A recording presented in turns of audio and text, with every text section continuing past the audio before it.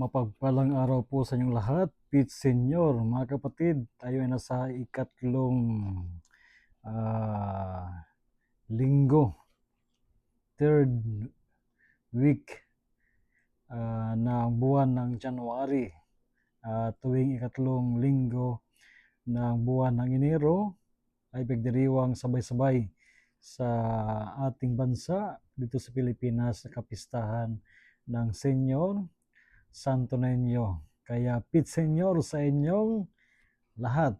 Mga kapatid, inihaw kayo na ating pakinggan ang Ebanghelyo sa araw na ito sa pagdiriwang sa Pilipinas na kapistahan ng Santo Niño mula sa Ebanghelyo ni San Lucas chapter 2 verses 41 to 52. Each year, Jesus' parents went to Jerusalem for the feast of Passover, and when he was 12 years old, they went up according to festival custom. After they had completed its days, as they were returning, the boy Jesus remained behind in Jerusalem, but his parents did not know it. Thinking that he was in the caravan, they journeyed for a day and looked for him among the relatives and acquaintances, but not finding him, they returned to Jerusalem to look for him. After 3 days, they found him in a temple, sitting in the midst of the teachers, listening to them and asking them questions. And all who heard him were astounded at his understanding and his answers. When his parents saw him, they were astonished. And his mother said to him, "Son, why have you done this to us? Your father and I have been looking for you with great anxiety." And he said to them, "Why were you looking for me? Did you not know that I must be in my father's house?" But they did not understand what he said to them. He went down with them and came to Nazareth and was obedient to them. And his mother kept all these things in her heart. And Jesus advanced in wisdom and age before and Jesus advanced in wisdom and age and favor before God and men. So muli, Pete Senior sa inyong lahat. Mga kapatid, tayo ay nasa ikalawang linggo sa karaniwang panahon sapagkat itong Senyor Santo Niño ay napakahalaga para sa atin bilang mga Pilipino. Ang ating ebanghelyo ngayon ay naayon sa ating pagdiriwang sa linggong ito sa kapistahan ng Senyor Santo Niño. Sapagkat yung Senyor Santo Niño ay nagpapaalala sa atin sa kasaysayan ng pagsimula ng Kristyanismo sa ating bansa way back 504 years ago. Medyo matagal na, since 1521.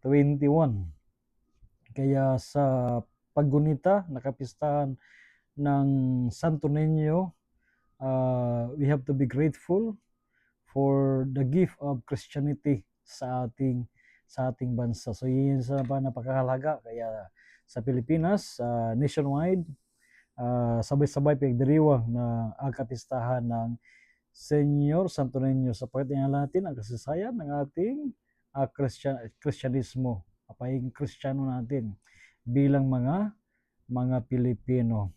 At pangalawa, itong pagdiriwang sa Senyor Santo Niño ay isa ring hamon sa bawat isa sa atin na sikapin natin na magkaroon ng mga virtues na naroon sa bata, no? Those virtues. Sabi nga ni Jesus, kung hindi kayo magkaroon ng mga naroon sa bata, no? If you will not be like these children, you will not be able to enter the kingdom of God. So ang mga bata ay nagpapala sa atin sa mga katangian na kinakailangan natin upang tayo mapabilang sa kaharian ng Diyos. And what are these qualities of children? Isa rito ay ang humility, no? The humility of a child, the simplicity of a child, the openness of a child, and many other things that we have to learn from the child. And of course, this feast of Santo Niño also invites us to take care of the most vulnerable members of our family and our society. At ito ay walang iba kundi ang mga bata. Hindi maari na tayo ay mayroong pamimintuho sa Santo Niño and we are neglecting children. Diba? Ito ay hindi maganda.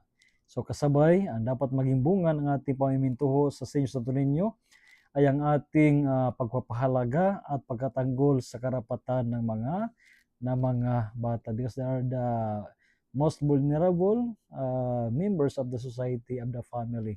So we have to take care of them. Yan yung mga paalala para sa atin. Kaya mga kapatid, sana sa ating taon-taon na pagdiriwang sa inyo sa Niño, una ay maging mapasalamat tayo. We have to be grateful, and of course we have to take care of our faith as Christians, no? At bilang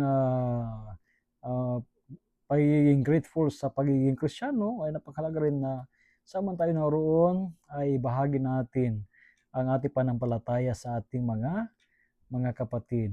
And of course, our advocacy with the children ay isa sa mga inaasahan sa atin sa ating pamimintuho, sa ating debosyon sa mahal na Senyor Santo Niño. Kaya sa lahat ng mga nagdiriwang ng kanyang kapistahan sa parokya ng Nawing, sa Davao Occidental, at sa mga kapilya ng Kaburan, dyan sa Santo Niño,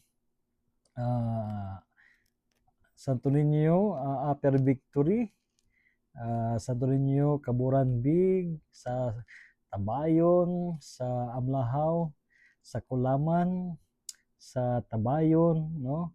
Sa Malalan, o sa iba't ibang lugar, at maging dito sa Taytay Rizal, sa parokya ng San Lorenzo Ruiz, Santo Niño Chapel, sa Floodway, sa inyong lahat, at maligayang piyesta po sa inyong lahat. At naway ang itong ating pagdiriwang kapistahan ay maging daan sa atin sa patuloy paglago ng ating buhay pananampalataya bilang mga Kristiyano. So a blessed day sa inyong lahat, and God bless you all, and rest assured of my prayers for each one of you. And of course, shout out to all, especially sa ating mga masugid na tagapagsubaybay ng ating social media apostolate na lags. God bless you all.